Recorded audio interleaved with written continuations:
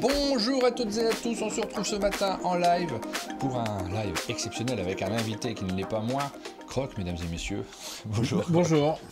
Qu'est-ce que je fais là? C'est un peu étonnant. Alors, qu'est-ce que tu fais là? Déjà, tu es venu au chalet. Voilà. Pour une raison extraordinaire, enfin essentielle pour moi, c'est-à-dire pour jouer, tout simplement. On a passé là déjà un jour et demi à jouer en boucle. On a beaucoup joué hier, c'était assez intensif et très plaisant parce que je le fais pas souvent. Moi, en réalité, on reçoit souvent du monde pour venir tourner des vidéos, donc avec un contenu un peu professionnel et puis en même temps, j'aime bien ça, jouer à des jeux de société filmés en public pour vous les montrer. Là, c'était en privé, on a sorti pas mal de gros jeux et puis on s'est dit...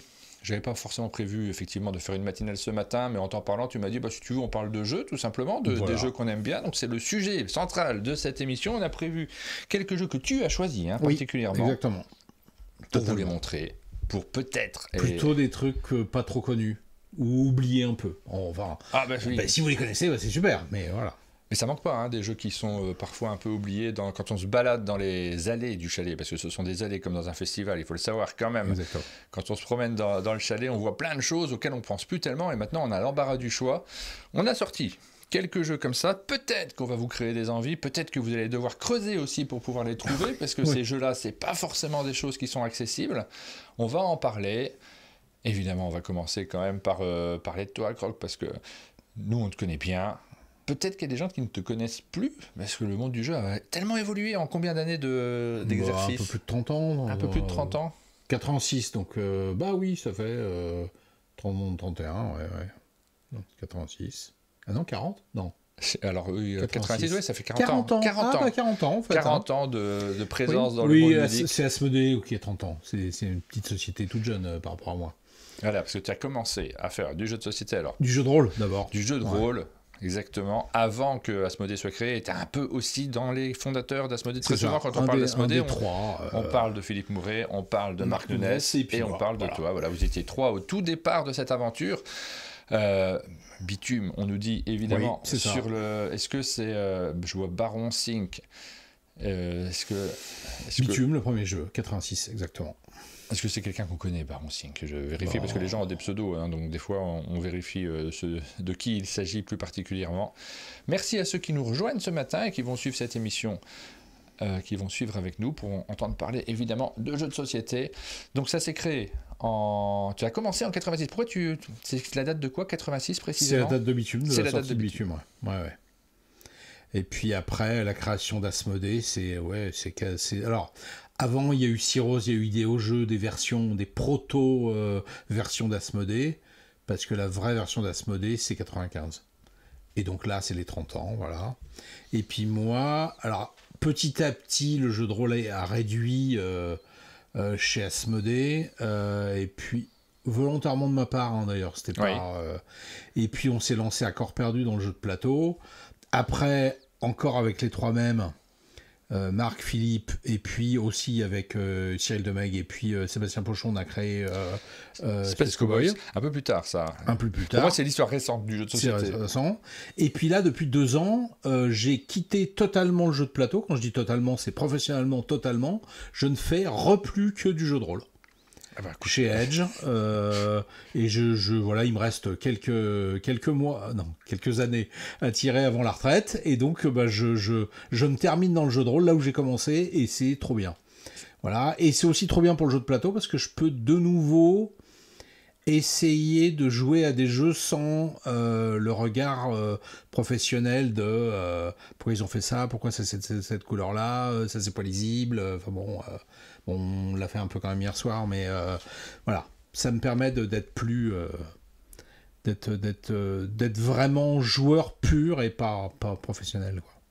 Et j'avoue que j'apprécie particulièrement ce côté-là, parce qu'on voit beaucoup de monde au chalet, on voit souvent ce qu'on appelle des professionnels. Il y a des gens parfois qui viennent, tu sais, tu as l'impression qu'ils sont dans le monde du jeu, mais souvent... De temps en temps, on va dire plus précisément, ils pourraient vendre des lave-vaisselle, par exemple. Ça serait un peu la même chose parce que les critères, c'est pas forcément de jouer. Et d'ailleurs, après avoir tourné les vidéos, on joue pas. Ça peut arriver. Et il y en a quand même, les vieux de la vieille avec qui qu'on retrouve, on parle surtout de jeux de société et on a hâte de passer derrière la table pour pouvoir enchaîner les parties et de se conseiller des choses aussi, se créer des envies. Tu fais partie de ces gens-là, il y en a pas mal qui sont comme ça malgré tout et avec qui j'ai vraiment particulièrement du plaisir aussi à passer un moment ensemble. C'est pour ça que tu es venu, c'est pour ça qu'on était ravis de t'accueillir aussi. Et puis là, il n'y avait rien ce matin, on s'est dit, bon, alors par contre, se lever, c'est pas l'heure à laquelle ça pique un peu. Ça pique un peu. Ouais, mais ouais, bon. je me demande si je ne veux pas rebaptiser cette émission Ça pique un peu. C'est un très bon nom d'émission, ça pourrait être pas mal aussi. Alors, tu as résumé en quelques secondes ton parcours chez Asmodée, parce que c'est vrai qu'il y a quand même plein de jeux qu'on peut citer. On a cité Bitume, on a cité INS, on a cité ces jeux-là. On peut citer par exemple un Splendor, parce que pour les joueurs les plus récents... Je suis pas l'auteur. Tu n'es pas l'auteur, mais tu as compté énormément dans le développement de ce jeu. Alors, surtout le développement, et surtout... par hasard, oui, parce que c'est un hasard. C'est moi qui l'ai trouvé à Alchimie du jeu à Toulouse. Et puis c'est moi qui au début essayais un petit peu de le défendre en interne. Ouais. J'ai pas eu besoin très longtemps parce que ça a fonctionné tout de suite. Mais oui, voilà. Bon, je suis à l'origine du truc. Oui. Mais c'est plus du coup de bol qu'autre chose. Hein. De toute façon, si on savait ce qu'il faut faire pour qu'un jeu marche, on le fera à chaque fois. Hein. C'est pas le cas. Non, ça bien sûr, mais en même temps, il faut quand même garder les choses qu'on a faites et les garder en mémoire, parce que sur Splendor, il y a ce côté extraordinaire qui a, je pense, fait école derrière, parce qu'on a retrouvé du matériel original dans pas mal de jeux. C'est les jetons de poker qui changent le jeu complètement, parce qu'il y a la mécanique, mais ça fait partie de la mécanique pour moi.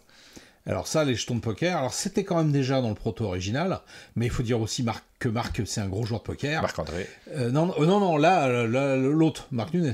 Marc Nunes. Non, Marc-André, je sais pas, mais Marc Nunes, c'est un très gros joueur de poker, et donc... Les seules parties que j'ai fait avec Marc Nunes, c'est sur du poker. Ouais, et le feeling de toucher les jetons, de les remuer, et tout ça, enfin, c'est un truc qui était partie intégrante de son habitude de jeu. Ouais. Donc ça, c'est resté dans le jeu et ça a fait, je pense, une grande partie du succès du jeu. Alors pas que, parce qu'évidemment, la mécanique de Marc-André, l'auteur de Splendor, elle compte beaucoup quand on joue en ligne. Et ça marche pas trop mal en ligne, j'ai l'impression. C'est quand même déjà la mécanique qui compte. On voit moins les jetons de poker. C'est ça. Et puis bon, oui, en effet, monsieur qui est là, il dit l'âge des dieux et Claustrophobia. Parce que malgré tout, c'est vrai que je suis pas un créateur de jeux, hein, je suis un créateur de jeux de rôle. Ça, oui, il y en a eu beaucoup. Des jeux de société, alors il y a eu quelques petits trucs dont je préfère qu'on parle pas. On parlera pas. Mais l'âge des dieux, ça a pas marché, mais moi j'en suis assez fier. Je trouve qu'il est plutôt sympa. Claustrophobia, il a marché. Il a remarché une deuxième fois. Ouais.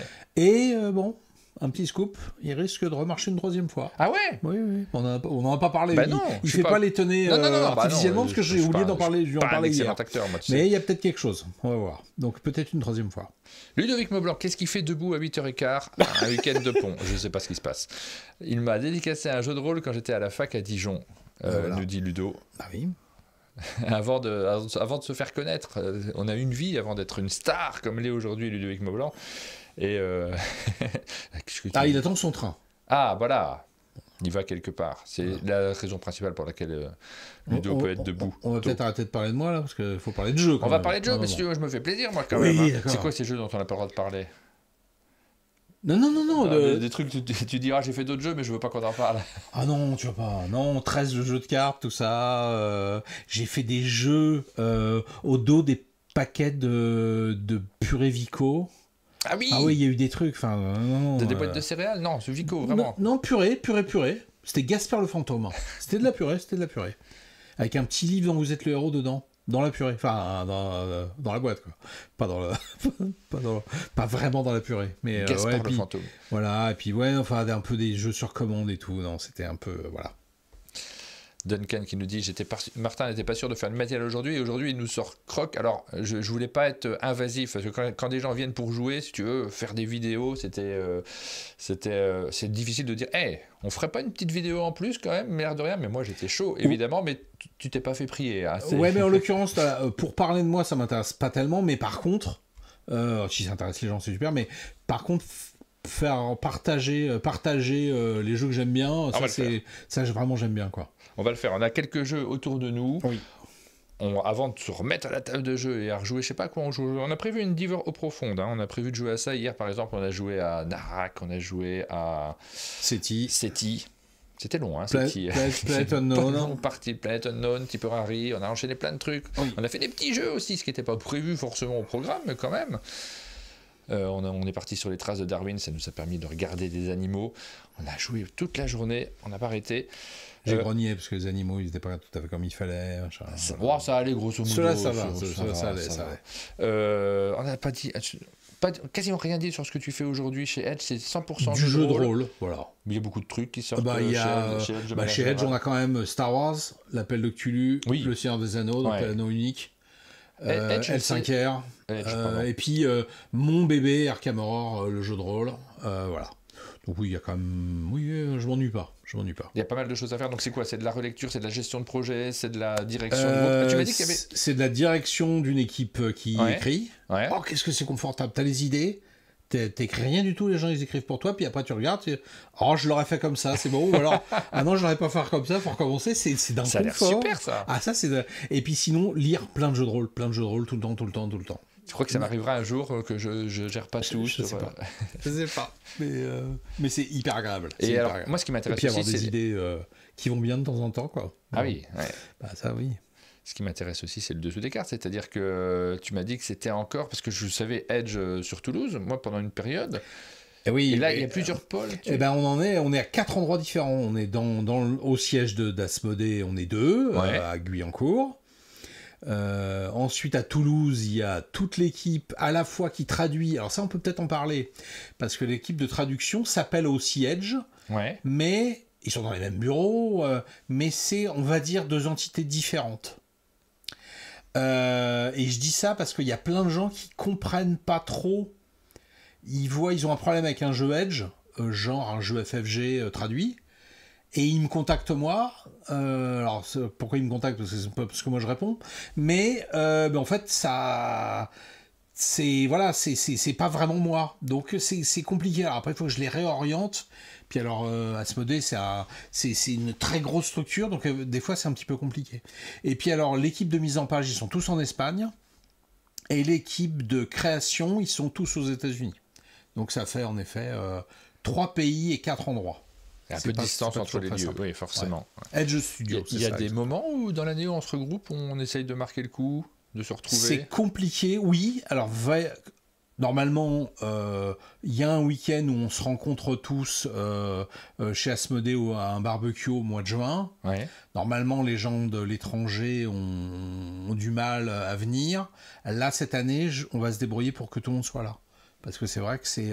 Alors, on se rencontre aux États-Unis, les Espagnols viennent ici, machin, mais voilà, c'est très, très rare. Très, très rare. Alors, on va parler de jeux de société. On a fait une sélection. On a quelques jeux juste à côté de nous. On va les regarder maintenant. Et puis, vous nous direz sur le chat si vous avez des envies particulières, si peut-être vous avez envie de vous lancer. Par lequel on commence? On va commencer peut-être par celui qui est à l'image. Celui qui est là, oui, parce que là, celui-là, on l'a pas. On l'a pas. Ben, je l'avais pas. Et ben voilà, ça y est. Je vais commencer à remplir mon panier virtuel dans ma tête et essayer de me procurer ce jeu. Ça me tente bien.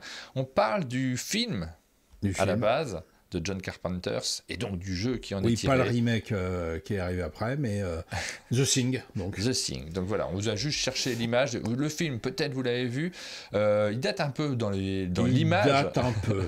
Quand tu regardes l'image, notamment de cette chose, c'est bon. Alors je l'ai revu. C'est un film d'époque. Je l'ai revu beaucoup avant de jouer, parce que je l'ai montré à mon fils pour qu'il puisse... Parce que si vous n'avez pas vu le film, le jeu de plateau manque d'intérêt.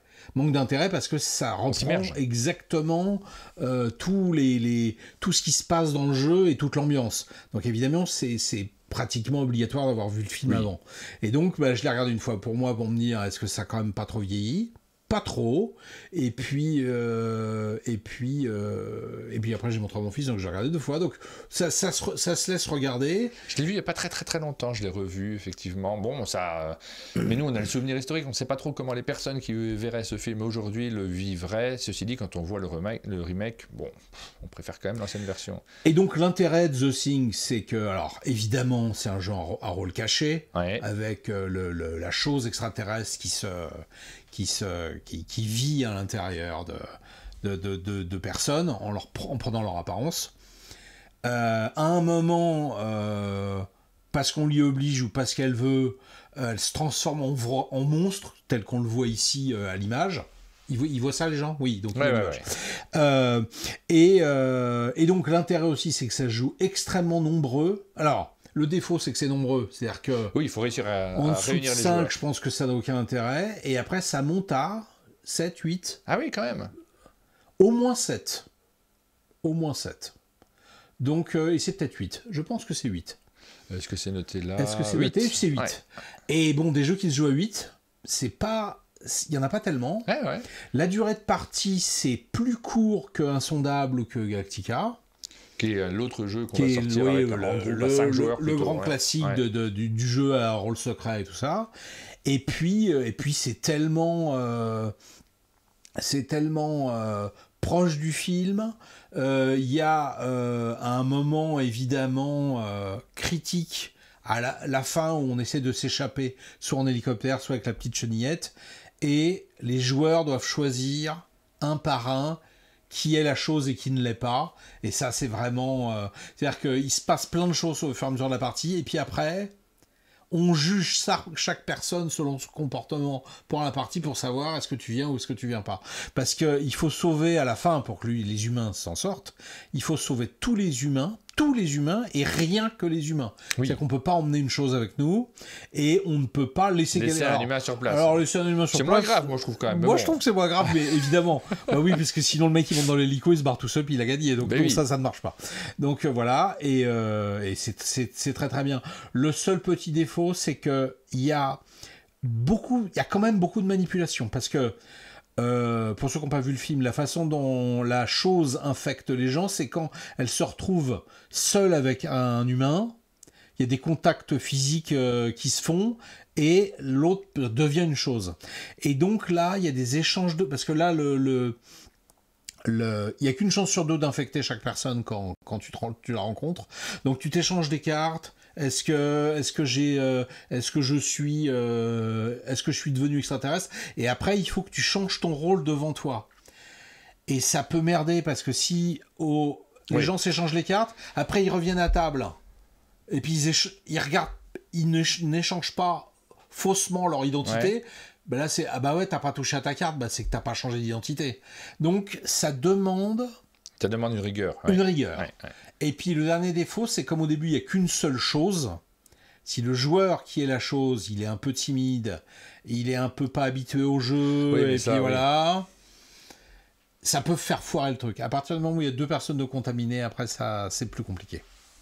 Ça, c'est vrai que bon, ça fait partie de tous les jeux de société. Tu tombes sur des joueurs, effectivement, sur un rôle caché, c'est encore plus important, mais essayons de jouer avec des joueurs qui aiment jouer. Et c'est la difficulté d'un jeu à 7 ou 8 où on a tendance à élargir un peu le cercle par rapport à d'habitude.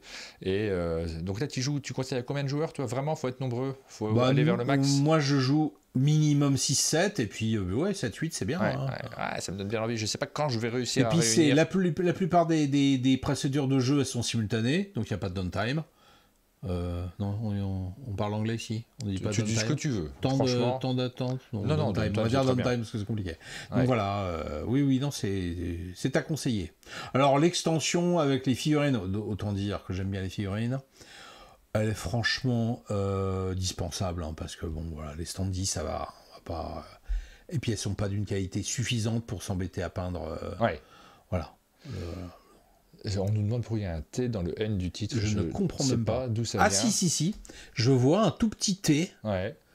Qu'est-ce que ça fait là? Alors je pense que c'est le logo original du film. Hein. Oh, peut-être pas. Je pense que c'est pas un T. Ah bah non. Parce que pas du tout. Non. C'est pas un T, c'est un pet, non? C'est un truc un peu abîmé. Je sais pas. J'ai aucune idée. Je ne sais pas si c'est vraiment sur la boîte ou si. Alors est-ce que c'est un personnage qui s'en va? Troba 05 a pas tort. Ça peut être, tu vois, le bas du N, c'est un chemin, tu vois. Enfin, c'est un. Peut-être que c'est juste une coquille visuelle, ça. C'est aussi peut-être. Ça ne m'étonnerait pas. On n'a pas le jeu. Je ne peux pas vérifier. Bon, ben voilà, j'ai envie d'y jouer, mais j'ai envie d'avoir le groupe également. On nous dit sur le chat que certains. Donc, c'est Princesse Sarah qui nous dit qu'elle est en déplacement. Est-ce que c'était bien elle? Qu'elle va dans une rencontre avec les habitués d'un monde de jeu. En fait, tu vois, ils organisent des rencontres de temps en temps entre eux. Voilà, direct du train, me menant à un week-end jeu avec les membres du Discord d'un monde de jeu. Donc, super, ça a l'air très très chouette, bravo. Et c'est l'occasion, quand on est assez nombreux, de sortir ce genre de jeu. Celui-ci, on n'avait pas, on ne pouvait pas vous montrer la boîte. Il y en a d'autres qu'on a autour de nous. Donc, on va ressortir une autre boîte là, que l'on prend. Celui-là on peut... Celui-là, il y a toute une histoire. Il y a toute une histoire sur celui-ci. On a aussi des visuels à montrer. Tu m'as parlé d'un jeu, effectivement. J'y avais peut-être déjà joué effectivement, chez les copains. L'histoire est amusante parce que quand on a parlé des jeux que j'adorais, je lui ai parlé de Titan's Arena ou après, plus tard, Colossus Arena. Voilà. Et quand je lui ai expliqué comment ça marchait, il m'a dit, mais il est ressorti ce jeu. Et en effet, je ne le savais pas, il est ressorti. Alors, raconte l'histoire depuis le début. Exactement. C'est un jeu de Reiner Knizia. Qui s'appelait à la base Grand National Derby. C'était un jeu de course de chevaux. Oui. Alors la date, je ne l'ai pas, mais voilà. Et c'était vraiment la proto-version. Ensuite... qui a un thème un peu plaqué quand même, on va dire. Oui, un peu plaqué. De toute façon, c'est du Knizia, donc c'est un peu plaqué, mais ensuite, c'est devenu Titan's Arena chez Avalon Hill, donc la marque de Wargame, c'est comme ça que je l'ai connu, parce que moi, je suis très Wargame, et c'est à l'époque où ils avaient un jeu de plateau qui s'appelait Titan, et donc ils ont voulu faire une sorte d'appel du pied en disant Titan's Arena. Ensuite, ça a été repris par Fantasy Flight, et donc sorti chez Edge, traduit chez Edge, et c'est devenu Colossus Arena. Là, on a une photo... Voilà, hop. Et donc, très dernièrement, c'est ressorti, et ça s'appelle maintenant Equinox. Alors maintenant, il n'est plus question de se battre du tout. Alors c'est vrai que on ne fait plus la bagarre. Le thème de Colossus Arena, où on se retrouve dans une arène, il y avait des bestioles aussi sur ce jeu-là. C'est... Oui, en fait, peut-être ça nous parle plus. Le principe, c'est moins propre, c'est moins mignon que la version qui existe aujourd'hui, qui correspond mais plus à d'un l'heure autre du côté, il y avait un plaisir à trucider des bestioles. Oui. Là, tout le monde est mignon, donc c'est un petit peu embêtant. L'idée, c'est que, alors, il y a plein de créatures. 14, dans Equinox, il y en a 14, on a vérifié hier. Est-ce que dans Colossus Arena, il y en avait 12 ou 14? Je sais plus, J'arrive pas à lire. Il y en avait beaucoup. Vous pouvez voir sur d'autres boîtes si vous voyez. Et donc, on en choisit 8 parmi les... Alors ça, c'est la seule galère. C'est qu'il faut retrier il y a un peu de le jeu à chaque fois. Ça, c'est un peu... Alors, à ce moment-là, on joue chaque fois. Et on me dit qu'il y a une version SF Galaxy Dark Ages. Ah, mais ça me scotche, ce truc. Comme tellement quoi... de versions. Alors moi j'ai un problème avec ça, c'est que quand j'ai plusieurs versions, j'ai du mal à m'en séparer d'une, tu sais, vu que le chalet fait un peu musée. Mais quand même, reconnaissons que Reiner Knizia est le plus écologiste d'entre nous tous. Il recycle, là, vraiment. Alors après, on se moque. Oui, je me moque, on est d'accord. Mais combien il y a de jeux qui méritent encore d'être joués, et c'est le cas pour celui-là, 30 ans après, en 4 versions, bah voilà, ça veut dire aussi que c'est... il recycle, mais ça veut dire aussi que ces jeux sont super bons, quoi. Je le dis souvent dans les émissions, je suis assez content de cette période dans laquelle maintenant, parce qu'il y a eu une période de Reiner Knizia bashing quand même. Je sais pas, alors, peut-être pas chez les anciens, mais de manière générale, à un moment on disait, Knizia, il a plus rien fait de bien depuis, et puis on nous citait ça régulièrement. Depuis un moment, c'est pas intéressant, il recycle ses jeux. Plus, hein. Mais aujourd'hui, je crois qu'on a dépassé cette phase-là, on reconnaît tous que Knizia, c'est une pierre majeure dans le domaine du jeu de société. Surtout, c'est pas vrai qu'il n'a pas ressorti des jeux intéressants, puisqu'on parlait d'Eldorado, qui est quand même relativement récent. Il y a quelques très bons jeux. Non, pas Eldorado, Claustro. Eldorado, c'est le jeu. Ah non, Eldorado, c'est Eldorado. Oui, voilà, parce que Eldorado, il y a mon jeu de figurines et le truc dont on va parler. Oui, bien sûr, bien sûr. Il continue à faire des jeux qui sont vraiment chouettes. D'une part, et d'autre part, mais on en parle tout le temps. Alors j'ai honte, je vois que Galaxy Dark Ages, c'est chez GMT, l'autre marque de Wargame après Avalon Hill. Donc, alors j'étais pas au courant. Bon, bref. Bon, voilà, on a quelques autres encyclopédies du jeu sur le chat. Vous êtes 125 ce matin, là, tout de suite. Merci de nous accompagner. Donc l'idée du truc, c'est qu'il y a 8 créatures, et puis elles vont mourir au fur et à mesure. À la fin, il en restera 3. Et au fur et à mesure de la partie, on va parier sur lesquelles resteront vivantes à la fin. Alors là, elles partent au pays des gentilles créatures. Avec ce jeu-là. Bah oui. Mais dans Colossus Arena, on les butait. Et puis, on a quand même un vrai... Enfin, c'est pas aléatoire totalement. C'est-à-dire, on joue des cartes de certaines valeurs et qui fait que la créature qui a le moins de points à la fin d'une manche, elle meurt. Et il y a 5 manches, donc il y a 5 morts. À la fin, il en reste 3. Et ceux qui ont misé sur le bon cheval gagnent. Moi, j'appellerais ça un peu un party game pour core gamer, quoi. Oui. C'est c'est un peu le mot d'ordre de la matinée, le party game pour core gamer, quoi. C'est que c'est des règles qui sont pas si simples que ça, parce que les créatures ont des pouvoirs. Ah bah oui, qui jouent pas avec ta grand-mère, mais c'est pour un plaisir de d'amusement, on va dire, et pas d'essayer très intellectuellement de voir le truc, quoi. Donc voilà, c'est un très bon jeu. On fait des grilles donc de cartes qu'on va poser les unes à côté des autres, et à chaque ligne, si on fait ligne par ligne, à chaque ligne, il y a une créature qui va disparaître, celle qui n'aura pas de carte notamment. Et quand on joue des cartes dans ces grilles-là, on va à la fois attribuer des points, donc ils vont valoriser les créatures sur lesquelles on a misé forcément, et en même temps appliquer des pouvoirs. Ça, c'est le fonctionnement du jeu, de ce jeu qui s'appelle Equinox aujourd'hui. Alors là, il est beaucoup plus luxueux, les jetons, les trucs, les petits sacs. La mécanique est toujours aussi chouette. Alors après, il est rose. On doit bien, oui aussi. On doit bien avouer que hier j'ai un peu survolé pour voir si c'était pareil. Ça m'a semblé à peu près pareil. C'est souvent je ne garantirais pas que ça soit exactement ça. C'est souvent le cas des jeux de Knizia. Ils bougent assez peu. Alors après, oui, j'ai travaillé avec Knizia en effet pour vous faire des changements, c'est compliqué. Le mien est vert, nous dit-on, parce qu'effectivement, il y a eu plusieurs versions de ce jeu, et c'est vraiment un jeu qu'on vous conseille, qui est toujours disponible, mais ce ne sera pas le cas de tous les jeux dont on vous parle aujourd'hui. Oui. Je crois qu'il ne reste que la version verte aujourd'hui, mais il y a eu plusieurs boîtes au démarrage du jeu. Donc, voici la boîte rose-violette, et vous avez la boîte verte qui est disponible dans le commerce. C'est simple, assez rapide, efficace. On nous indique 40 à 60 minutes de jeu. Et c'est ça, c'est pas mensonge. Voilà, Equinox, Rainer Knizia. C'était publié par Plan B, ça n'existe plus, donc je ne sais pas quel éditeur aujourd'hui. Peut-être qu'on allait garder le logo Plan B sur la boîte. Et puis bon, il va falloir que j'essaie de trouver Galaxy Dark Ages. Quoi. Ah bon mais tu m'as dit que tu avais qu'une centaine de jeux chez toi. GMT, je suis obligé, quoi. C'est obligatoire. C'est aussi pour les soutenir, quoi.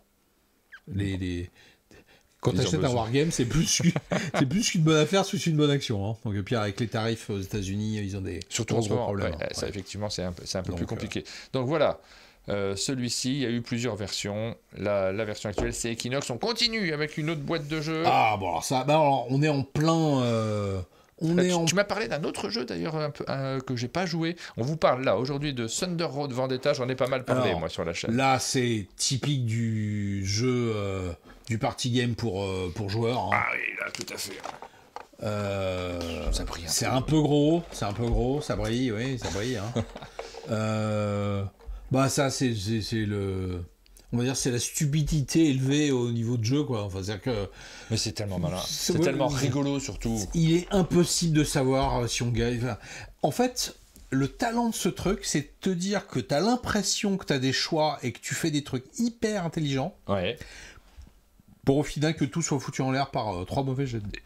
Et ça, c'est extraordinaire. Enfin, moi, alors je sens qu'on va pas se faire avec une description comme ça, on va pas se faire que des amis, mais parce qu'il y a des jeux de dés vraiment très bêtes. Alors là, je sais plus si j'aime pas trop dire qu'il y a des jeux qui sont bêtes, mais par exemple l'archétype du truc que moi j'aime pas tellement, que je trouve qu'il a très mal vieilli, c'est Talisman.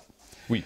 Talisman, vraiment tu fais que jeter des dés. Alors, si tu choisis si tu vas à gauche ou à droite. Et tu continues à le voir partout, hein. Il va encore, il a le droit à des extensions régulièrement. Là, il y a une vraie gestion des dés, un vrai truc. Enfin, tu choisis où tu vas, tu choisis les secteurs, il y a des trucs de fou. Et pour que ça soit balayé par un coup de malchance de horrible, quoi. Et puis surtout, là, des joueurs les 3 joueurs qui s'en prennent sur le 4e parce qu'il est en tête. Enfin, toutes les choses que normalement on déteste dans les jeux et qui là sont...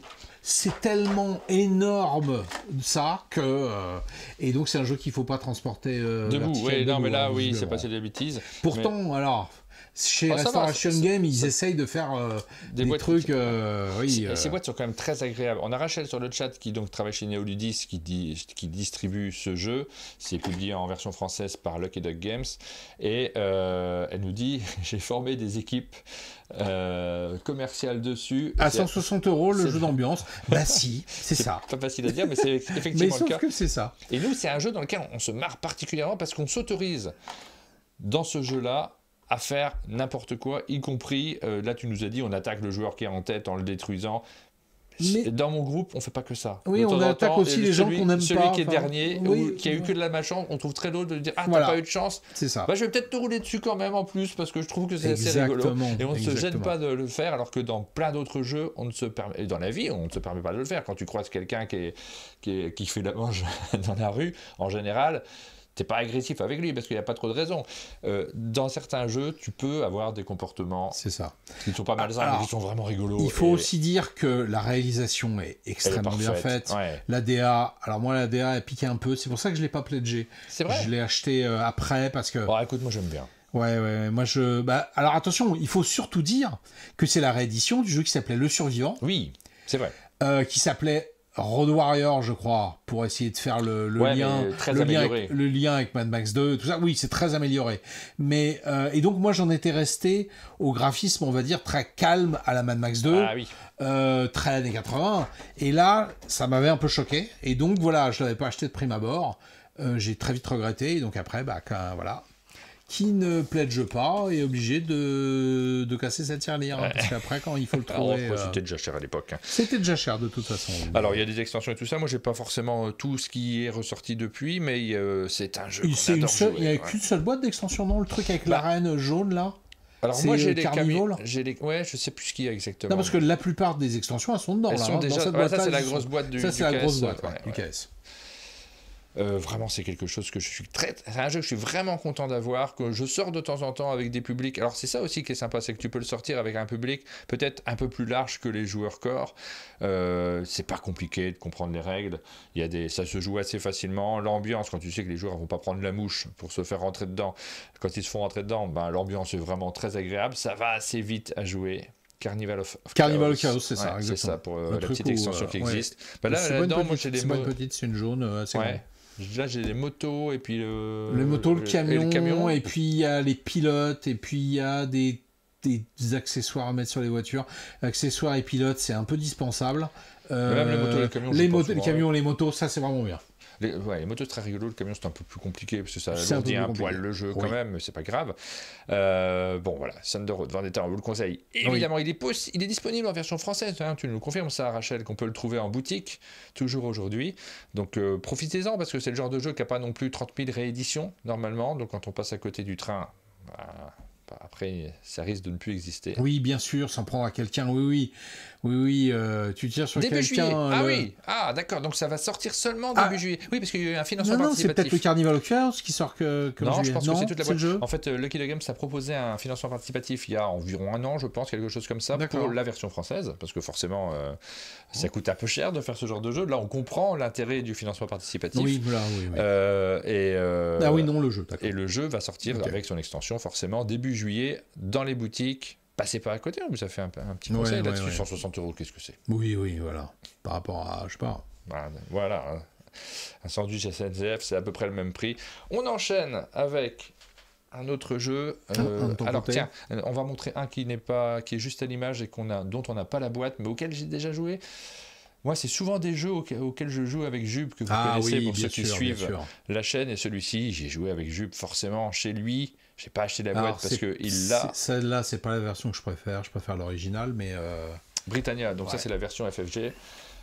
C'est le grand jeu qui est un peu plein de défauts quand même sur certains aspects. Plein de défauts. Mécaniques notamment. Mais sur l'histoire de l'Angleterre. Mais il y a quand même. Il y a des jeux où on apprend, et ça, c'est vraiment un jeu où on apprend. Oui, parce qu'il y a vraiment il y a toute une histoire autour de chaque peuple. Voilà, et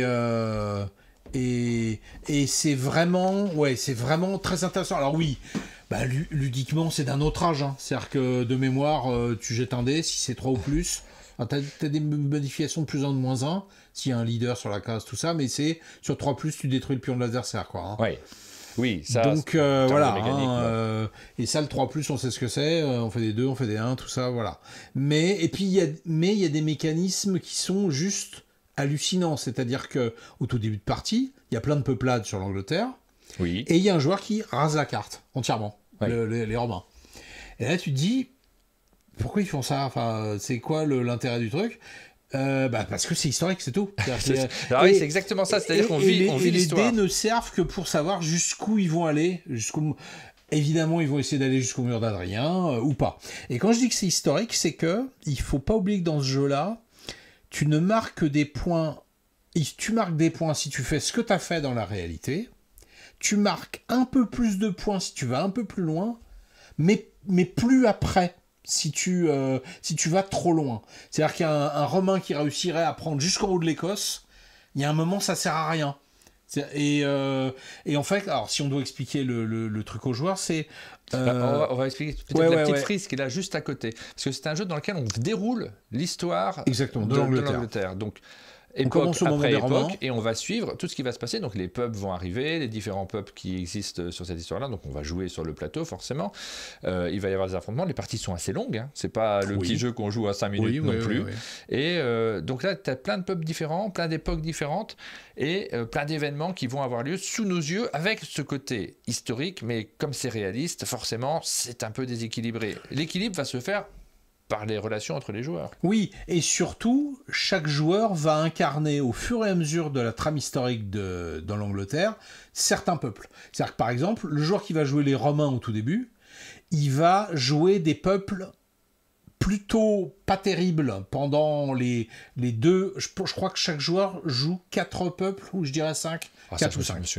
Et donc après, il y a deux moments où il joue des choses qui sont un peu moins intéressantes, et je pense qu'il a un gros retour vers la fin, où il doit jouer les Anglo-Normands,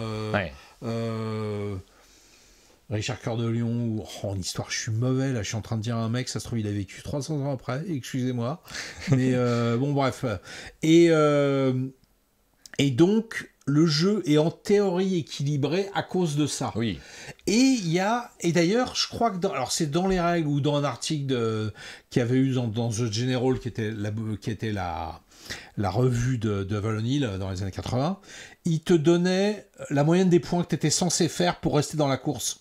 Donc on te disait, voilà, sur les 40 points que tu vas faire dans la partie, tu vas en faire 12 avec les Romains dès le début. Oui. Et après, ton peuple d'après, il va en faire 3. Donc si t'en fais 4 ou si t'en fais 4, estime-toi heureux. Et donc c'est le jeu asymétrique par excellence. Et c'est super bien.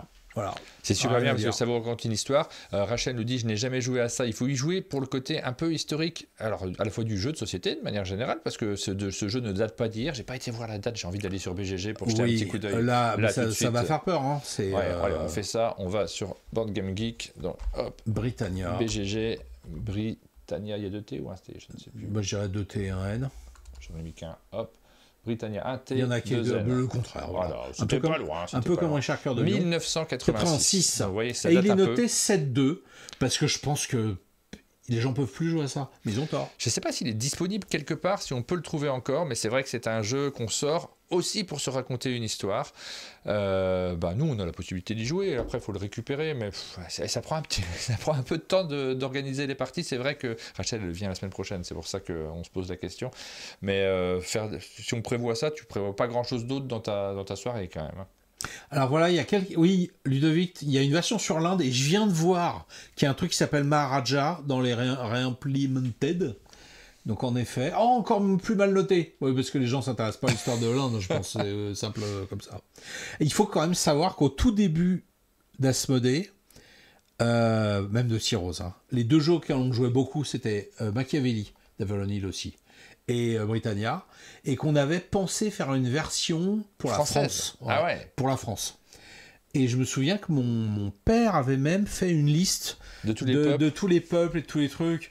Et en fait, tu t'aperçois que sous découvert d'un truc simple ou sur 3 ou plus, tu réussis ton dé, et pour équilibrer tout, pour faire les peuples et tout, et on a lâché l'affaire. De toute façon, on faisait, à l'époque, c'était à l'époque où on faisait l'Elixir et des trucs dans ce genre-là. Donc autant dire se lancer dans un truc comme ça, on le faisait pas. Donc oui, il y a une nouvelle version là dont je vois. PSC Games, c'est une nouvelle version, tu crois, celle-ci? Je n'ai pas regardé la date, on va regarder ça juste avant. Cette nouvelle version, elle date de 2020, donc c'est relativement récent. Ouais. Donc il y a peut-être moyen de se le trouver. Alors évidemment, c'est en version originale. Alors là, ils ont mis des bonhommes, évidemment, ça sert à rien. Mais bon, voilà, il y a des bonhommes. Voilà. Ok. Et bon, voilà, vous ça va pas être simple à jouer, il faut trouver quelqu'un. Et ne vous laissez pas étonné par la note qui est pas bonne, mais voilà, c'est quelque chose. C'est la durée qui refroidit les gens et aujourd'hui. On a joué des dizaines de parties. Voilà, c'est très bien. 3 à 5 heures de partie. Et en même temps, il faut reconnaître que dans une durée de partie comme ça, on y a passé 3 heures. Donc jouer longtemps. Et là, il se passe vraiment des choses, puisque l'enchaînement des puffs fait que vous allez vivre une histoire. Mais c'est vrai qu'on fait moins souvent des jeux de ce type-là. Ça crée de l'épique, la durée. Ça crée aussi une ambiance autour de la table qu'on n'a pas nécessairement sur des jeux plus simples, plus ramassés comme on les connaît aujourd'hui, et qui manquent parfois un peu. Tu sais, je pense à Game of Thrones, par exemple, qui est la version de ce jeu-là qui est peut-être un héritage de Britannia d'une certaine manière, dans la mesure où tu as aussi ce déséquilibre qui va être compensé par les relations entre les joueurs autour de la table. Ce sont des jeux qui créent de l'épique à partir de leur durée. On enchaîne avec...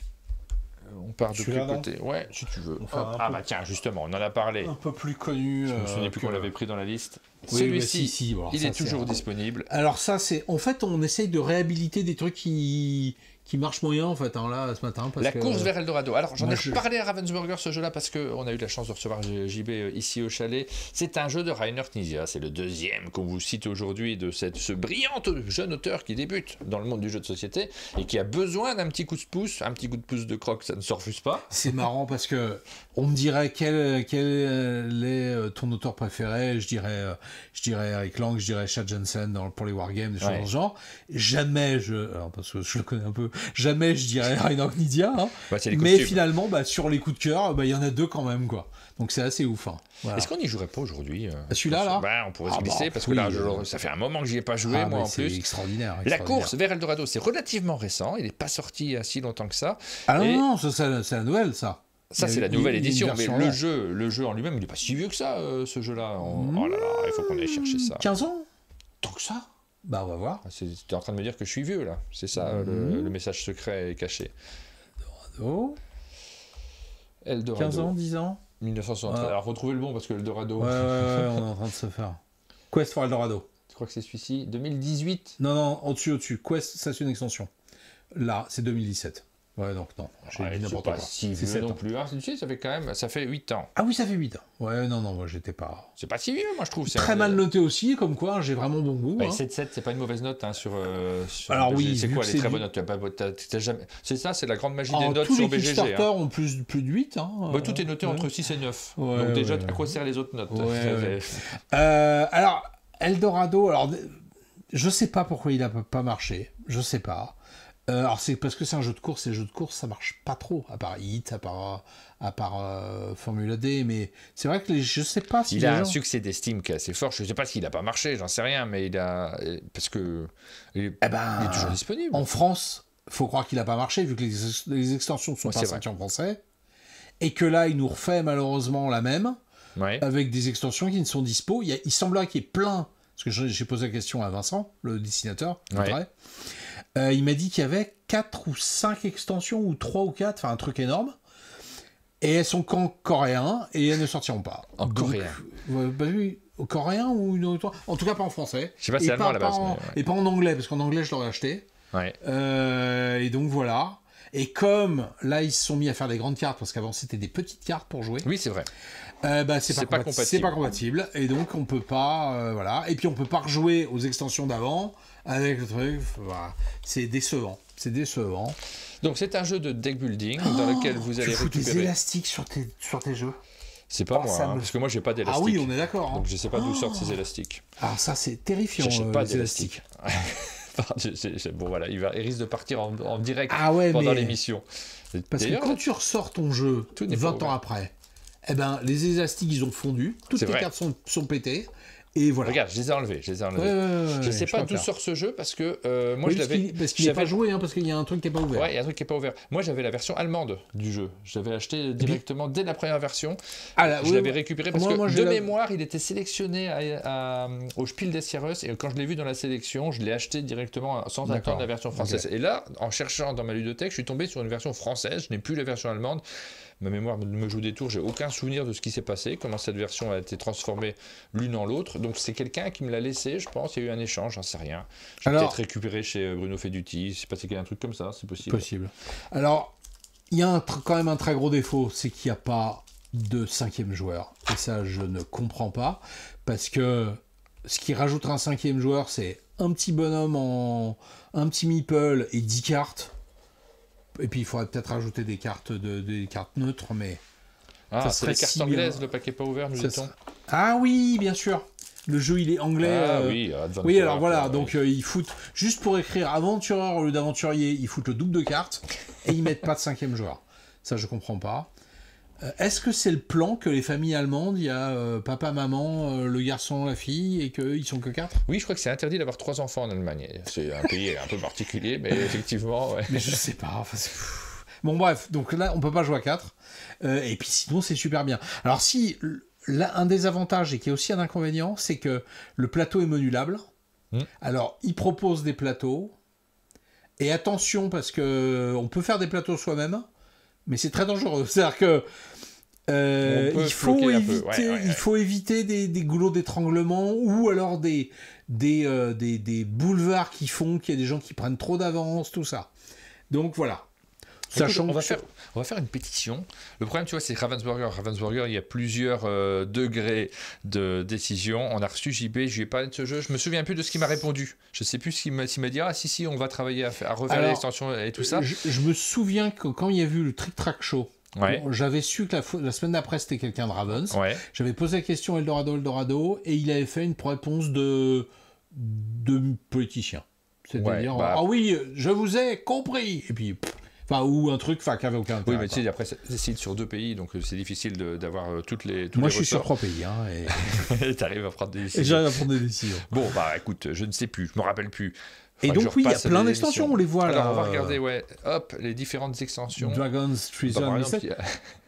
Il y a Mokradia. Mokradia et Smoky. Qui est sorti en 2023, qui a l'air chouette. Oui, non, mais ça, c'est du polonais, je crois. Peut-être. Mais je sais pas, j'ai tapé sur extension. Il y a Expansion Collection. 9.1. 2025. Alors, il pourrait le faire. 2025, est-ce que c'est... Et là, c'est la compile de toutes les extensions. C'est de l'anglais, ça, j'ai l'impression. Il n'a même pas de note, ça veut dire qu'il est peut-être pas sorti. Il n'est peut-être pas sorti. Est-ce que c'est pas une bonne nouvelle et donc nos amis... Donc là, il est en anglais. En anglais, on peut le jouer. J'achète en anglais. Expansion, collection, il doit tout y avoir. Voilà, il doit y avoir les 3. Tu vois, c'était 3 extensions qu'il y avait. J'exagère toujours. Et là, il y en a 3, ils y sont toutes. Vincent Dutrère, Rainer Knizia. Bonne nouvelle. On va y rejouer, on va faire des choses dessus. Voilà. Et j'espère que ce jeu aura une version française. Et là, si on peut proposer une vidéo aussi pour le présenter. Regarde, ça existe dans toutes les langues du nord de l'Europe. C'est ça. L'Otapélit, c'est Suède, Norvège. Ah, chouette. Mais je vois pas le français dessus. Je suis ravi. Non, mais si les Suédois ont le droit à l'extension d'Eldorado, peut-être que les Français y auront droit. C'est qu'en anglais, en fait. Ils jouent qu'en anglais, les pays nordiques. On se fait traiter de gamin par Rachel, qui est notre mère à tous, évidemment. Donc voilà, Eldorado, on aime beaucoup. On a envie d'y rejouer. On y rejouera peut-être aujourd'hui pour se préparer aux extensions qu'on va acheter en urgence, dès qu'elles sortent. Ensuite, on enchaîne. Il est 8h54 par Tyrants of the Underdark. Alors celui-ci, c'est toi qui me l'as fait acheter, c'est pour ça que j'ai la boîte. J'ai dû te croiser à Essen à un moment, tu as dû me dire va sur ce stand, prends ce jeu, c'est super. J'ai été sur ce stand, j'ai pris ce jeu, j'ai pas joué depuis, je l'ai posé dans Alors évidemment, il est caché sous une licence Donjons Dragons et en plus Underdark, donc qui fait peur. Alors c'est quand même un jeu de bagarre, faut bien dire ce qui est, mais de bagarre de majorité. Donc c'est mi-Eurogame, mi-Ameritrash. Qu'il faut pas dire d'ailleurs, c'est péjoratif, Ameritrash. Ah oui, c'est... Eric Lang me disait que c'est pas bien en fait dire Ameritrash. D'accord. Donc voilà. Parce que trash c'est quand même poubelle. Oui, pardon. J'avais pas la raison. Okay. Et tu connais la création de Ameritrash ? Non. C'est qu'il y avait un jeu de plateau chez Hasbro qui s'appelait Fortress America, où il y avait les Américains qui se défendaient avec des moissonneuses-batteuses et des hélicos pour répandre l'engrais contre les Russes qui arrivaient de droite, les Cubains au sud et les Chinois à gauche.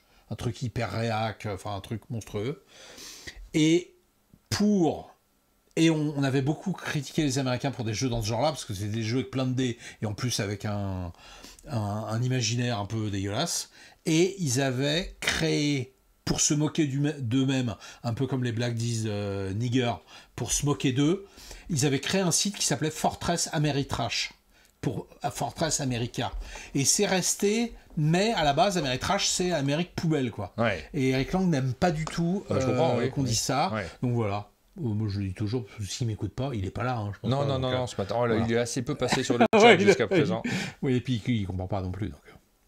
Fortress America, c'était génial, nous dit Duncan. Ils assumaient d'être les méchants. Ouais, c'est bon. Ils assument bien en ce moment aussi.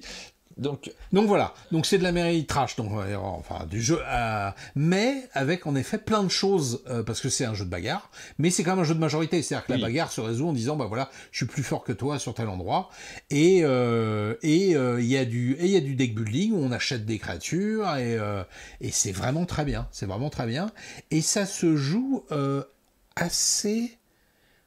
En jouant vite, ça se joue pendant l'heure de midi, parce que en fait, chez Asmodée, on joue à midi, et donc tout jeu qui dure 1h45, 1h30, ça va.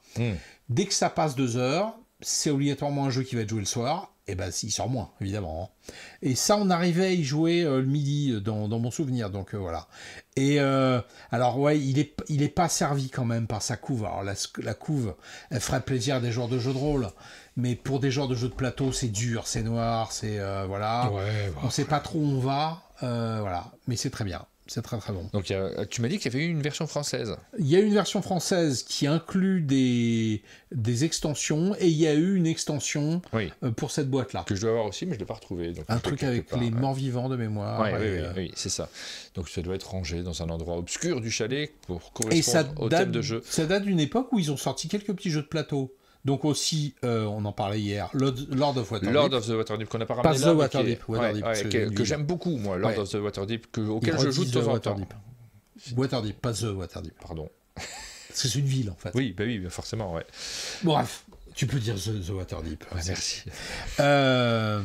Et donc, qui est un jeu de placement d'ouvriers.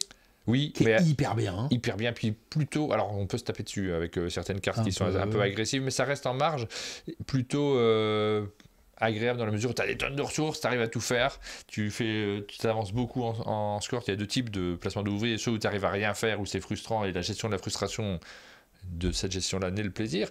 Dans celui-ci, on arrive à faire beaucoup de cartes. Donc c'est aussi agréable d'empiler les objectifs. Et le truc, c'est que je pense que c'est à une époque où Hasbro s'était dit « Oh, les jeux à l'allemande, ça marche vachement bien, on va en faire nous aussi ». Et puis comme Hasbro, quand t'en vends pas 300 000, ça marche pas, bah après ils ont arrêté. C'est des jeux à l'allemande avec un fort accent américain quand même, parce qu'il y a quand même un peu de hasard dans le de look tirage totalement, de cartes. Dans le look totalement, et puis voilà.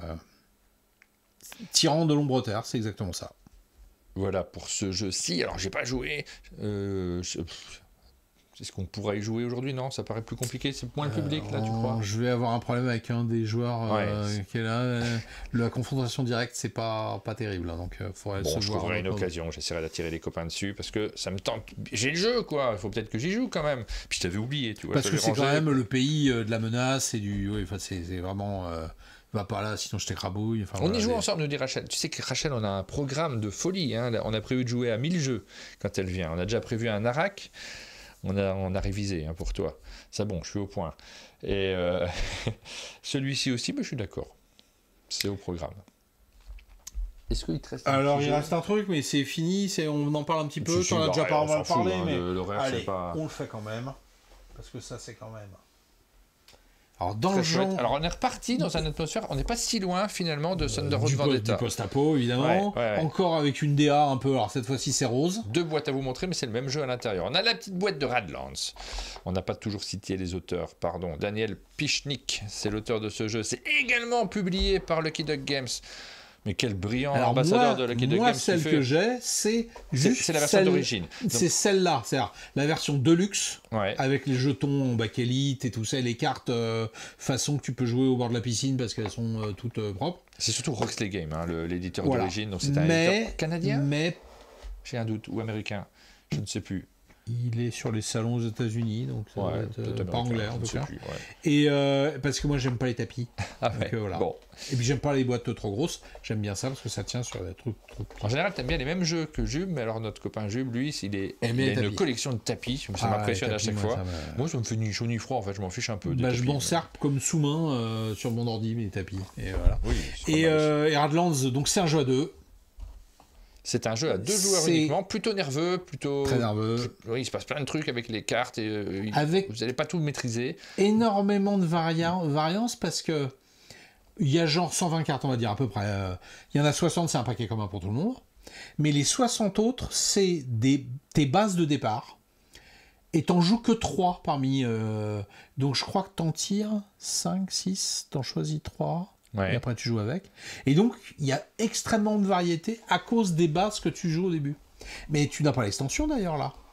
Maximum Chrome, je crois. Comme quoi, je ne sais plus. Ils sont... je sais pas l'extension. Mais je suis pas sûr, parce qu'elle est récente, hein, je l'ai acheté à la Gen Con. Non, Maximum Chrome, c'est l'extension de Thunder Road Vendetta, c'est le nom de la grosse boîte. D'accord, donc non. Comment elle s'appelle? Bref, il y a une extension et qui rajoute que des bases en fait, évidemment, parce que les cases, ça ne rajoute pas de. Mais je sais pas, faut regarder dans l'étagère. Mais ils sont encore mieux. T'as des bases qui bougent, t'as des trucs. Donc voilà, ça c'est le tapis de jeu, mais tu peux te le créer grosso modo en posant les cartes devant toi. T'es pas obligé d'avoir un tapis pour ça, mais bon, voilà. Moi, ça me dérange pas. Et c'est vraiment bien. Très peu de ressources. Tu peux cumuler une ressource d'un tour sur l'autre. Non, c'est vraiment... Il y a plein de mécanismes hyper bien. Rien à dire, vraiment en jeu. Cult of Chrome. Cult of Chrome. Ah, il y avait bien Chrome. Est-ce que c'est sorti en version française, Rachel, l'extension? Pour savoir si je l'ai ou pas, parce que là... Canadien, Roxley, donc.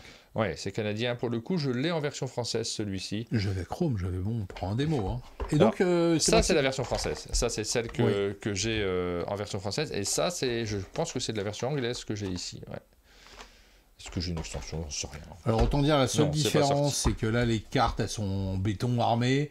Et puis que les jetons de flotte, ils sont en bakélite. Mais alors, autant dire, vu que les jetons de flotte... Enfin, voilà, t'as pas de manipulation, quoi. Donc, t'as pas besoin... Ouais, c'est beau, voilà, c'est beau. Ah, c'est plutôt agréable. C'est des très belles boîtes. Roxley fait toujours de très très beaux jeux. Je ne connais aucun autre jeu de leur part. Ils ont fait Subverti. N'importe quoi. Pourquoi j'ai Subverti qui me vient en tête? Expliquez-moi. Le jeu qui se passe en Grèce, abstrait. On va y arriver. Ah bah si c'est abstrait, c'est pour ça. Parce que j'ai été sur leur stand. Skyrise, oui, c'est Roxley aussi, effectivement, la réédition de Dice Throne, de Metropolis. En fait, quand j'ai été voir sur Santorini, merci, Santorini. Quand j'ai été voir sur leur stand, il n'y a pas d'autre jeu qui m'a Santorini, c'est vraiment bien. Alors c'est du jeu abstrait, mais avec des règles qui changent à chaque partie, ce qui fait que tu es toujours dans la partie de découverte du jeu. D'accord. Et c'est vraiment très très chouette, hein, Santorini. Dice Throne, c'est chouette, Dice Throne. Tu as déjà joué, non? Ah non, oula, j'aime pas. Alors je l'ai acheté 2 fois ce jeu-là. Ah bah c'est trop. C'est le truc avec les bonhommes là. Ouais. Alors je l'ai acheté, j'ai pas aimé. Après j'ai vu que tout le monde aimait bien, je me dis. Ouais. J'ai dû mal jouer. J'ai racheté et j'aime toujours pas. Et ça m'avait fait pareil pour Final Girl. J'ai acheté Final Girl, j'ai pas aimé. Tout le monde a dit c'est trop bien. J'ai racheté et c'était pas bien non plus. Donc, bah oui, forcément c'est le même jeu. Ah oui, non mais j'aurais pu mal jouer, enfin tu vois, mais bah non. Non, Dice Throne, c'est...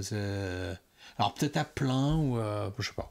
Et pourtant, des jeux où tu places des dés sur des trucs, on peut dire que je suis un peu fan. Hein, c'est le principe de Claustro, donc je devais aimer en fait. Et puis les jeux qui sont à la collectionner comme ça, où il y a plein de boîtes. Moi j'aime bien parce que j'ai un peu un truc collectionnite, ça fait plaisir. Après, si j'aime pas... bah non, mais de force pas. Pardon. Pareil pour Final Girl, où il y a plein d'extensions et tout, mais bon. Voilà. Bon, voilà. Heureusement qu'on n'aime pas tout. Parce que... plutôt bien. Après, je joue pas énormément, mais j'aime vraiment plutôt bien Dice Throne. C'est léger. On peut peut-être jouer un moment. Je réessaye. Ça m'évite de le racheter, quoi.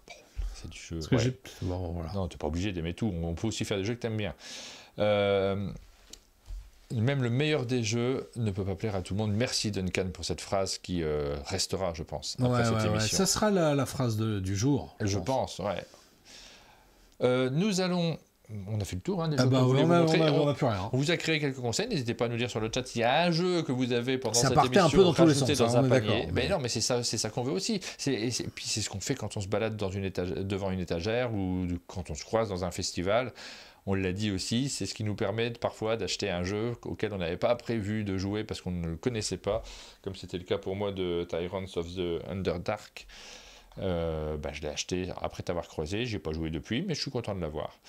Voilà les quelques jeux. On va passer maintenant, on a parlé que des trucs que t'aimais bien. Oui. Moi j'aime bien quand tu râles aussi. Donc on va passer à la dernière rubrique de cette émission, les choses que tu n'aimes pas. Mais tout court. Voilà.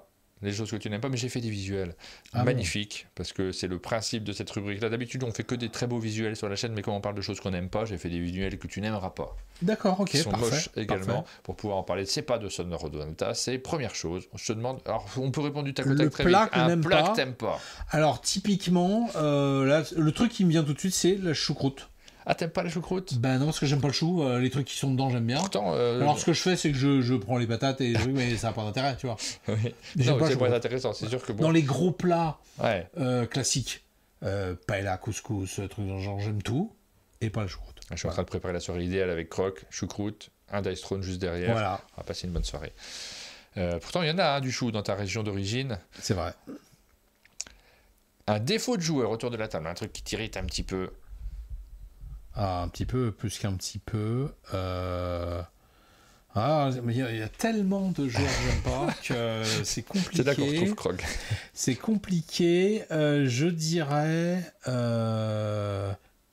Je dirais les gens qui reviennent sur leurs actions sur plein de tours à l'avance, quoi. Ah oui, en me disant, là où tu sais plus comment revenir sur le plateau. Non, mais ça change rien. Alors je fais ça et je refais ça et je refais.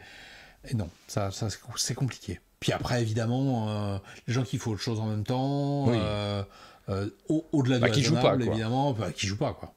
Qui sont pas dans la partie. On est évidemment d'accord. Je lis vos commentaires en même temps. J'aime un type de jeu que tu n'aimerais pas trop, vers lequel tu ne vas pas. Les jeux de mémoire, je dirais. Les jeux de mémoire particulièrement. C'est une théorie. Trio, ça t'a pas parlé. Ah si, ouais, ça va, mais non, le truc c'est que je pense qu'on n'est pas égaux devant la mémoire. C'est vrai. Et j'aime pas un jeu où déjà t'arrives, t'as perdu, parce que t'es pas bon en mémoire, et donc voilà. Moi je dirais ça à la base, et ça veut pas dire que moi j'ai pas de mémoire pour un jeu. J'arrive à jouer à Trio, mais c'est que je veux pas mettre les gens devant leur le problème. Et je dirais pareil pour les jeux de quiz, évidemment. Jeu de quiz ou mémoire, quoi. J'aime pas quand ça se passe à une table de jeu. Quelque chose qui se passe à une table de jeu. Alors c'est pas forcément chez les joueurs là pour le coup, c'est une situation. Un truc très simple de pas finir une partie. Parce qu'on est pris par le temps, parce qu'il y a un verre qui se renverse et qu'on peut pas. Tout ce qui fait que on finit pas la partie. Ça me... et là j'y pensais pas, et là maintenant je commence à de nouveau y penser. C'est vraiment le truc qui m'angoisse. Je veux savoir comment ça finit. Alors pareil, des jeux où on dit on compte pas les points. Non, c'est pas possible. Je veux savoir comment ça se finit. C'est vraiment quelque chose que je n'apprécie pas. On joue pour découvrir, et puis on a fait 3-4 tours, ok, c'est bon, j'ai compris. Parce que ça arrive assez souvent au chalet, je vous le dis aussi.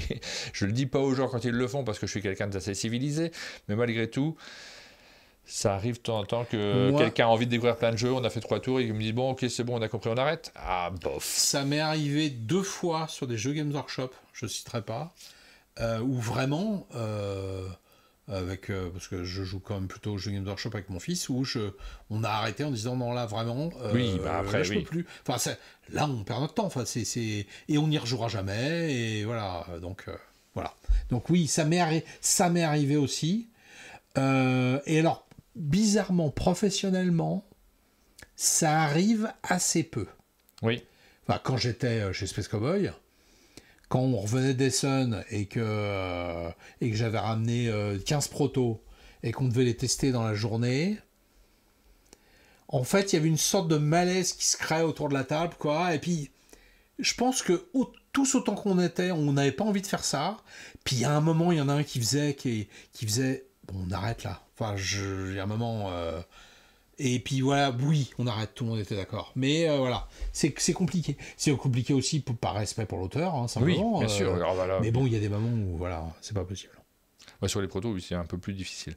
Un jeu que tout le monde aime. Est-ce qu'il y a un jeu vraiment là, c'est le... oui, on bien en sûr. parle tout le temps, et toi, non, c'est pas possible. Alors, attends, non, moi, Moi, le jeu que tout le monde aime, mais si, bien sûr, The Crew. Ah oui, The Crew, le jeu de pli. Ouais. Alors déjà, je n'aime pas les jeux. Moi, c'est The Mind plutôt. Tu sais, le jeu dans lequel il faut essayer de se rappeler. Non, parce que je suis assez télépathe dans mon genre, ça me va. Mais non, mais moi, c'est juste un exercice pour moi. The Crew, c'est impossible. Et dans les trucs plus vieux, Rasentan Roboter, ça c'est. Ricochet Robot. Ricochet Robot. Ah non, là, je te suis pas, je suis désolé. T'adores ? J'adore Ricochet. C'est un exercice, par contre, je suis d'accord que c'est un exercice, mais... Non, alors là, ça va trop loin, quoi. C'est là où je dis, en fait, les jeux, c'est comme la musique, c'est-à-dire, tu peux pas dire j'aime les jeux, hein. Parce que là, ça, c'est tellement... d'un côté, t'as Warhammer 40 000, de l'autre côté, t'as Ricochet Robot, on peut pas faire de parallèle, quoi. Et là, vraiment, ça, je peux pas. Mais dans les jeux récents, ouais, The Crew... alors, attention, professionnellement, bien que ça soit plus mon métier... j'admets le truc, hein. Enfin, bien sûr. Ouais. Et même encore plus The Mind, parce que je trouve que c'est encore plus une escroquerie. Enfin, c'est tellement énorme, quoi. Mais voilà. Et alors, je pensais que c'était parce que c'était un jeu de pli. Oui. Donc, j'ai acheté The Gang, parce que moi, j'aime quand même plutôt bien les mécanismes de poker. Ouais. Et puis, je mis. Et en fait, je crois que The Crew est mieux. Mais j'aime pas. Mais je crois qu'il est mieux, The Crew, que The Gang. Parce que The Gang, c'est... Bah là, vous avez, alors il y a des jeux quand même, il y a toute une mouvance de jeux comme ça qui fonctionne par rapport aux relations entre les joueurs et le fait de se syndiquer des choses avec un langage réduit. C'est un peu le cas de Bombbusters d'une certaine manière qui marche très bien actuellement. C'est le cas aussi de Tech Time. Je ne vais pas te faire parler de ton employeur, mais bon. On en a juste parlé un peu. Non, je ne vais plus du tout chez Space Cowboy, donc je sais que c'est Libellude là, mais oui. Oui, alors non, c'est Lab for Games. C'est Lab for Games. C'est un peu parfois les mêmes personnes, mais bon. Ensuite, qu'est-ce qu'on a? Un matériel de jeu que tu n'aimes pas trop. Tu détestes les dés, on l'a compris depuis le début de cette émission. Qu'est-ce que j'aime pas trop? Dans une boîte de jeu, on a compris que les tapis, c'était pas ton truc. Oui, alors les écrans. Les écrans parce dans que les ça jeux. Tombe, c'est trop petit. S'il y a un truc écrit, de toute façon, t'arrives pas à le lire. Ah, oui, des écrans de jeux de rôle, tu parles. Non, du tout. Non, alors... Les écrans numériques? Je ne lance pas sur les écrans normaux, parce que c'était justement le fait de... Ok, non, j'ai rien dit. Non, n'importe quel jeu de plateau où tu dois cacher un petit truc derrière, machin... Et il tombe, il se plie mal, souvent il est assez cheap, parce que, voilà, et donc, non, les écrans. Alors oui, et à part Unlock... Et ça, c'est pas parce que je suis corporate, mais c'est parce que Unlock me plaît, foncièrement. Mais je n'aime pas les applis dans les jeux de plateau. Ça, je alors, dois être trop vieux. Toute cette gamme de Descent, Demeure de l'épouvante, tout ça qui ont leur version un peu numérique derrière. Moi, j'ai adoré Voyage en Terre du Milieu. Ouais, Le Seigneur des Anneaux. J'ai adoré vraiment. Mais, et je peux jouer un jeu où il y a une appli, mais à partir du moment où il y a une appli, j'ai un mouvement il y a une hésitation, voilà. Et c'est pas du tout l'obsolescence. C'est juste que moi j'aime bien papier crayon. Oui, je suis assez d'accord. Quitte à faire un jeu de société, effectivement, c'est pas plus mal d'être autour de la table sans savoir. Les paravents, oui. Les écrans, c'est les écrans de jeux de rôle, ouais. Les paravents dans les jeux de plateau, souvent c'est le matos qui est cheap. Ouais. C'est ça le truc en fait. C'est ça que j'aime pas. Et les tapis. Les tapis hyper grands, machin. Rapplique, j'aime bien aussi, nous dit Tamar. J'en utilise beaucoup des tapis parce que tous les jeux Wargame avec figurines se jouent sur des grands tapis, donc c'est pas la matière qui me plaît pas, c'est juste l'utilisation. Ouais. Voyage en Terre du Milieu, je l'ai pris, j'ai pas joué. Tilmar, il est d'accord avec moi, il aime bien. Cette façon de ranger les boîtes de jeux. Alors toi, c'est horizontal, hein, alors moi, je suis platiste, je suis pas verticaliste. Bah nous, on est verticaliste par obligation. En réalité, on a tellement de jeux qu'à un moment, faut. Il y a un autre truc que je déteste encore plus que ce que j'ai dit là. Les thermos. Ah oui. Ah mais dès qu'il y a un thermo, poubelle et tout en sachet Ziploc. Et jamais d'élastique, on est d'accord. Oui, bah non, évidemment, ça me paraît fou. Il y a des gens qui mettent des élastiques, vraiment, ça existe? Je pense pas. Mais pour te dire, les sachets Ziploc, je dois les acheter par milliers, parce que dès que j'ai un jeu, je dépunch, je truc, même si je garde peu de jeux à la fin, mais c'est tout sous Ziploc, donc voilà. Ah là là, donc cette façon de ranger les jeux, et pourtant donc, je devrais pas avoir de problème avec la verticale, vu que je mets tout en Ziploc, mais quand même, la boîte à bail, alors à moins que ça soit bien serré, mais voilà. Et puis surtout, ce dont on parlait déjà, j'ai très peu de jeux, entre guillemets, pour quelqu'un qui est un peu du métier, j'ai peut-être une centaine de jeux, peut-être un peu moins encore, et donc, quand t'as moins de jeux, les mettre à plat, c'est plus facile. C'est plus difficile de prendre le dessous de la pile. J'ai quelques souvenirs de piles immenses qui ne s'arrêtent jamais quand les rayons ne sont pas adaptés. Là, on voit des rayons où tu peux avoir un rayon par jeu. C'est un peu du luxe, là, quand même, sur cette image. Et pour ce qui est de pas avoir de jeu, c'est en fait... Alors, c'est pas que j'en achète pas, parce que je fais au moins une commande par semaine. C'est que tu les gardes pas. Mais c'est que j'ai... Donc après, vous pourrez me retrouver sur Ocaseo. Et alors, abonnez-vous. il y a plein de gens, quand je rencontre les gens, alors, les princesses, elles font pas caca, et Croc, il revend pas des jeux, tu vois. Ouais, oui. Bah si, parce que je les achète, parce que j'ai pas de prix. Et donc, ces chiens galeux de Philibert me font pas de prix, donc je les achète, donc après, je les revends, hein, parce que, voilà, et souvent, très rapidement, donc, et puis mes jeux sont toujours nickel. Et puis, t'es sur la région... région... un peu ma promo. Ouais, t'es sur la région parisienne, tu les vends, du coup, hein, les gens viennent, se déplacent pour les récupérer? Des fois, où je les envoie. Ouais, ça m'embête d'envoyer les trucs. Ouais, et puis... Mais par contre, mon pseudo, c'est pas Croc, donc ils peuvent pas ils ne le découvrent qu'au dernier moment. Et voilà, et puis parce que... C'est Cri-Cri, je crois, hein, c'est ça. C'est Cri-Cri, ouais. Non, c'est un truc très bizarre. Bref, voilà. Donc, oui, j'achète beaucoup de jeux, évidemment. On continue, qu'est-ce qu'on a d'autre? Ah, j'aime pas cet animal. Ça, c'est Aline qui a rajouté ce matin pendant la matinale une rubrique en plus que je découvre là. Puisqu'on a beaucoup parlé d'animaux, forcément. On a joué même au voyage de Darwin, spécialement parce qu'il y avait des animaux à l'intérieur. Non, il n'y a vraiment aucun animal. J'aimais moins les oiseaux, tu m'as dit. Alors, j'aimais moins les oiseaux, mais maintenant, à cause de mon zoo, j'ai appris à les connaître, et puis au fur et à mesure de bien aimer les rapaces, de bien aimer les perroquets, les toucans, les trucs, au fur et à mesure il n'y a plus tellement d'oiseaux que j'aime pas.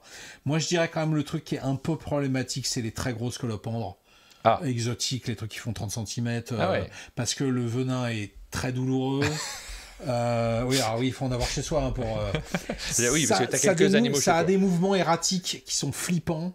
Une grosse mygale, une bird eating, un truc qui fait guégan comme ça, c'est un crabe en fait, ça fait pas peur. Mais le scolopendre, tu vois, il bouge, voilà, j'aime pas le scolopendre. Mais vraiment, c'est tout, hein, tout le reste, j'adore. Hein. Alors, je sais pas j'adore les méduses, j'adore les frelons, j'adore tout. Hein. Il y en a aucun où t'as un petit... parce que moi, il y a certains animaux, quand même, j'ai un peu plus de mal à y toucher, par exemple. Hein. Très peu envie de toucher une moi je touche les animaux. non, même les méduses, enfin le dessus. Hein, Je pense que c'est la police qui est dyslexique, pas forcément Aline, mais je vois est-ce possible. Est-ce possible, Aline? Est-ce possible? Ah oui, est-ce possible, Aline? Franchement. donc voilà, donc pas de...